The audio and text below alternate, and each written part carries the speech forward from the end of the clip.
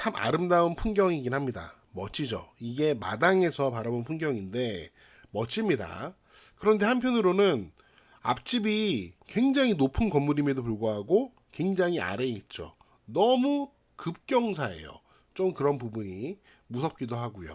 여기는 거제도인데요. 거제도가 과거에 핫플레이스였던 시절이 분명히 있었습니다. 자, 집을 아래에서 바라본 모습인데 멋집니다. 햇빛도 굉장히 잘 들고 빛이 잘 드니까 빨래도 아주 바싹바싹 잘 마를 것 같습니다. 여기 보시면은 여기 주차장이 보이실 겁니다. 하얀색 실선으로 주차면을 표시해 놓았고 여기 돌계단과 나무 데크 계단으로 현관까지 올라가게 되는데 그 거리가 상당합니다. 운동 좀 되겠어요. 매일매일 여기서 오르락 내리락 하면은 자동으로 운동이 되겠습니다. 인간이란 게, 사람이란 게 그렇게 편향되기 쉽습니다. 뭔가 하나 좋아 보이면은 다 긍정적으로 바라보게 됩니다. 자, 이렇게 운동을 하면서 데크 계단을 올라가면요. 마당이 펼쳐지고 마당은 모두 이렇게 데크로 포장이 되어 있습니다. 마당 공간이 넓진 않아요. 그리고 앞에 집이 발 아래 있죠. 굉장히 급경사인데 이것도 와 풍경이 좋다 이런 식으로 긍정화할 수 있습니다. 그런데 말이에요. 이 사진을 보면은 요 마을인데 지금 여기에 고압 송전탑이 보입니다. 우리가 며칠 전에 영상에서 공부를 했는데 송전설비 주변법에 의해서 일정한 조건을 갖추면 주택 매수 청구권을 행사해서 한전에 그 집을 팔아버리고 보상을 받아서 송전설비가 있는 마을을 떠날 수 있습니다. 그런데 이 동네는 케이스가 달라요. 왜냐면은 이 동네는 원래부터 여기 마을이 생기기 전부터 이렇게 송전설비가 이미 있었습니다. 이미 있었는데 여기다가 전원주택 단지를 만들고 집을 진 거예요. 자기들이 여기 송전 설비가 있는 주변으로 들어온 거죠. 그렇기 때문에 보상을 받을 수 있는 자격 요건을 충족하지 못합니다. 자, 경매물건의 경우 한번 볼까요? 제가 지도에서 확인을 해보니까 여기 송전선에서 가장 가까운 거리가 대략 79m 정도 됩니다.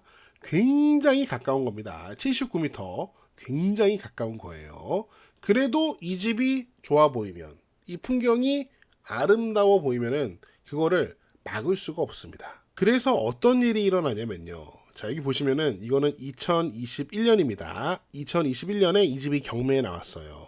2021년은 부동산이 뜨거웠죠. 전국에 안 뜨거웠던 부동산이 없습니다.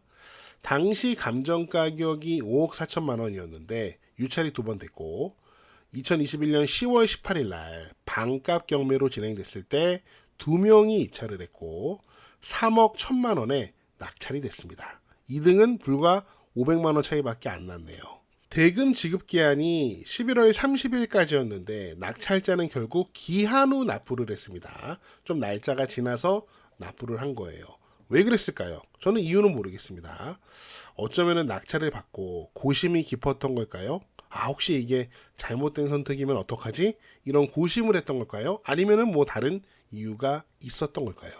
저는 잘 모르겠습니다. 아무튼 기한 후 납부를 했고요. 아무튼 등기를 보면은 12월 1일 날 이제 경매로 인해서 소유권 이전이 됐고요. 같은 날 이 낙찰자는 은행에서 대출을 받았습니다. 지금 채권 최고액 3억 2,240만 원 이렇게 대출을 받은 거 보니까 아마도 대략 2억 7천만 원 정도 대출을 받은 것 같습니다.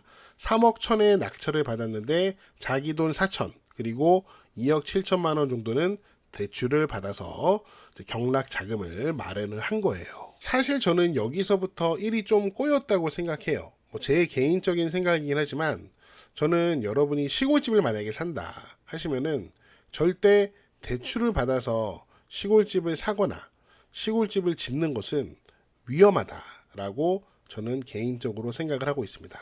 물론 사람 개개인의 경제적인 여건과 어떤 상황에 따라서 달라질 수 있는데 일반적으로 생각했을 때 시골에 내려가서 내가 돈을 열심히 벌어보겠다 이런 생각보다는 내가 시골에 내려가서 좀 여유롭게 아끼면서 그냥 있는 대로 한번 살아보자 이런 마음으로 내려가시는 분이 더 많을 거예요. 그런데 대출받아서 집을 사거나 대출받아서 집을 지으면은 그 빚 때문에 사람이 마음이 급해지고 쪼들립니다. 그러면은 소박하게 계획했던 시골 생활을 할 수가 없고, 그게 돈을 벌지 않는 상황에서는 감당이 되지가 않는 게 너무 자연스러운 거잖아요. 그래서 저는 시골집을 살거나 질 때 대출받는 것은 굉장히 위험하다고 생각해요. 물론 현재 이 경매 사건의 케이스는 좀 다른 케이스일 수 있어요. 왜냐면은 이 경매 낙찰자는 현재 40대고요. 그리고 이 경매 물건에서 사는 곳이 차로 30분 거리, 멀지 않은 곳에 삽니다. 그래서 어쩌면은 이 집을 투자 목적으로 샀을 수도 있겠다라는 생각이 들 수도 있거든요. 아무튼 2억 7천 정도 대출을 받았다면은 이자가 5%만 돼도, 원금은 빼고 한 달 이자만 해도 112만 원이 넘어갑니다. 굉장히 큰 부담이죠. 여러분은 한 달에 이자만, 원금 빼고 이자만 100만 원 넘게 낸다. 어떠세요? 저는 굉장히 힘들 것 같습니다. 그래서 현재 상황이 어떻게 됐냐? 이 집을 2021년 12월 1일 날 경매 낙찰을 통해서 소유권을 이전받고, 현재는 다시 2024년 5월 9일 날 그 대출을 해준 금융권에서 이미 경매를 실시한 상황입니다. 그래서 불과 2년 6개월이 안 되는 시간 만에 다시 집은 경매로 나오게 됐습니다. 그 시간 동안 계속 이자는 냈을 거 아니에요. 물론 연체를 했겠죠. 제가 그 비용을 대략 계산을 해봤습니다. 한 달 이자에다가 30개월을 곱하면은 그 이자 금액만 대략 3,300만 원이 넘어갑니다. 원금을 뭐 갚았는지 안 갚았는지는 모르겠지만 이자 비용만 3,300만 원이 넘어가는 비용으로 손실을 그대로 떠하는 겁니다. 과연 손실이 여기에서 끝날지, 현재 경매는 어떻게 진행되고 있는지 확인해 보도록 하겠습니다. 그래서 이게 현재 경매인데요. 현재는 감정가가 좀 떨어졌죠. 당시보다 5억 3,700만 원 감정이 되었는데, 지금 보세요. 지금 계속 유찰이 돼서 5억 3천만 원짜리가 1억 1천만 원이 됐습니다. 그냥 막 떨어졌죠. 와, 이거 보시는 분 중에 어떤 분들은 야, 싸다, 좋은 기회네 라고 또 긍정적으로 생각할 수도 있겠죠. 뭐 그거는 사람의 관점에 따라 달라지지만, 현재 경매 사건에서 이 집은 왜 이렇게 가격이 떨어진 걸까요? 무슨 문제가 있는 걸까요? 혹시 권리적인 문제가 있는 걸까요? 권리 분석해 보겠습니다. 임차인 현황을 보니까 조사된 임차 내역이 없고요. 전입 세대에 열람한 바 전입자가 없습니다. 이 집에 전입된 사람이 없으니까 임차인 권리 문제는 없는 겁니다. 왜냐하면 임차인이 있다고 해도 전입신고를 하지 않으면 그 임차인은 대항력이 없거든요. 자, 등기상의 권리를 보겠습니다. 낙찰로 소유권 이전 받고, 대출 받고, 대출해준 금융기관이 경매 신청한 게 전부입니다. 그러니까 여기도 인수되는 권리가 없어요. 등기상에도 권리 문제가 없습니다. 그런데 왜 집은 이렇게 가격이 떨어진 걸까요? 자, 이렇게 가격이 떨어진 이유를 하나씩 좀 찾아보도록 하겠습니다.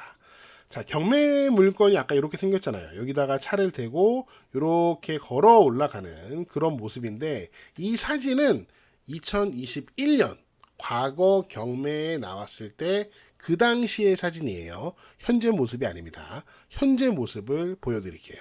카카오맵 로드뷰입니다. 이게 2024년 11월, 작년 11월 사진인데요.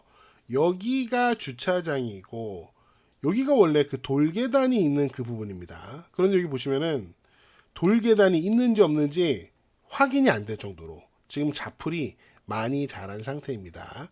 이 집에 아무도 살고 있지 않다고 했잖아요.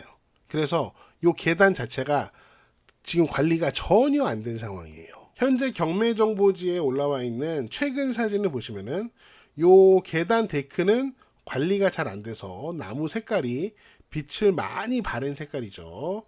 자, 그리고 현관 이런 모습입니다.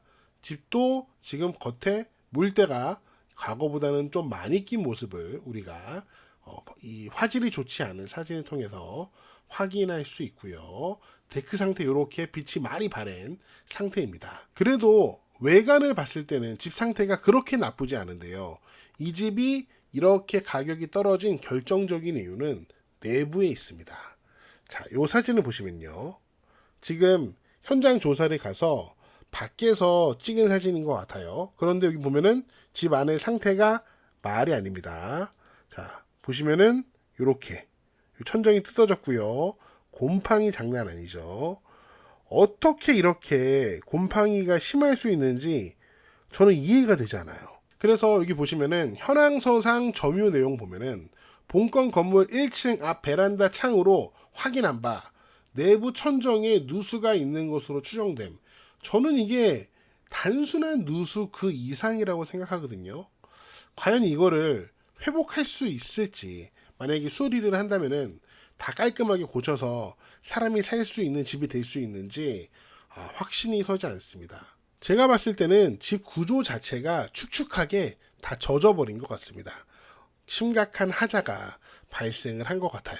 그래서 결국 2021년도에 이 집을 대출받아서 낙찰받았던 현재 소유자는 자기 돈 4천만 원, 은행빚 2억 7천만 원, 그 손실이 이만저만이 아닙니다. 그리고 현재 진행되는 경매 사건에서는 지금 가격이 1억 1천만 원 정도로 많이 떨어졌잖아요. 그런데 현재 집 상황이 이 정도이기 때문에 과연 그 가격에도 낙찰받을 사람이 나타날지는 미지수거든요.